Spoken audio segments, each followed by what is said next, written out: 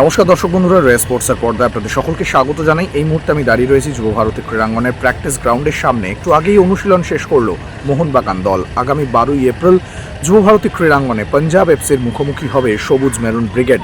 শেষ 3 ম্যাচে 7 পয়েন্ট নষ্ট করে বেশ চাপে রয়েছে সার্জিও লোবেরার দল। কারণ শেষ ম্যাচ জামশেদপুর এফসির বিরুদ্ধে এগিয়ে গিয়েও শেষ মুহূর্তে গোল হজম করে পয়েন্ট নষ্ট করতে হয়েছে মোহনবাগানকে। আর তার জেরেই গতকালকের অনুশীলনে দেখা গিয়েছিল মোহনবাগানে একেবারে অন্য ছবি। যে মোহনবাগানে আমরা দেখতে পাই যে সবসময় একটা ফুরফুরে মেজাজ বিরাজ করে, একদম চনমনে মেজাজে অনুশীলন করেন মোহনবাগান ফুটবলাররা, সেখানে কিন্তু মূলত দেখা গিয়েছিল একটা গুমোট পরিবেশ।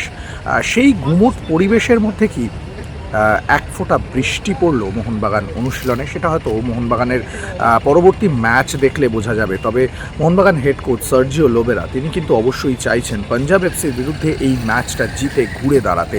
তার মনোভাব অবশ্যই ইতিবাচক, কিন্তু পাঞ্জাবের বিরুদ্ধে জয় দিয়ে আবারও ঘুরে দাঁড়ানো কি সহজ হবে মোহনবাগানের জন্য? সেক্ষেত্রে কি পরিকল্পনা হবে সার্জিও লোবেরার, তারই বেশ খানিকটা ইঙ্গিত পাওয়া গেল আজকের অনুশীলনে, যেখানে দেখা গেল প্রথম ভাগে কিন্তু মূলত ফিটনেস ট্রেনিং করলেন মোহনবাগান ফুটবলাররা এবং তারপর নিয়ম মাফিক যে পাসিংয়ের অনুশীলন আমরা দেখতে পাই সেটাই করালেন। প্রায় গোটা মাঠ জুড়ে নিজেদের মধ্যে ছোট ছোট পাসিং এবং পজিশনিং, সেই সঙ্গে ট্রানজিশনের অনুশীলন করালেন সার্জিও লোবেরা। তারপর অর্ধেক মাঠ নিয়ে নিজেদের মধ্যে ম্যাচ খেলালেন এবং সেখানে মূলত দুটো দলে ভাগ করলেন মোহনবাগান ফুটবলারদেরকে। সেখানে কিন্তু একটা নতুন কম্বিনেশন দেখা গেল। আমরা মরশুমের শুরু থেকেই মোহনবাগান মাঝমাঠে দেখে আসছি আপুইয়া এবং অনিরুদ্ধ থাপাকে। আজকে কিন্তু আপুইয়ার পাশে দেখা গেল সাহাল আব্দুল সামাদকে, যে সাহাল আব্দুল সামাদকে নিয়ে গত কয়েক ম্যাচ ধরেই প্রশ্ন উঠছে। মোহনবাগান জয়ের খোঁজে রয়েছে, মোহনবাগান জয় তুলে আনতে পারছে না, তাহলে যে দলের রিজার্ভ বেঞ্চে সাহালের মতো ফুটবলার রয়েছেন সেই সাহাল আব্দুল সামাদকে কেন ব্যবহার করছেন না সার্জিও লোবেরা? সেই প্রশ্নের উত্তর কি পাওয়া যাবে পাঞ্জাব এফসির বিরুদ্ধে ম্যাচে?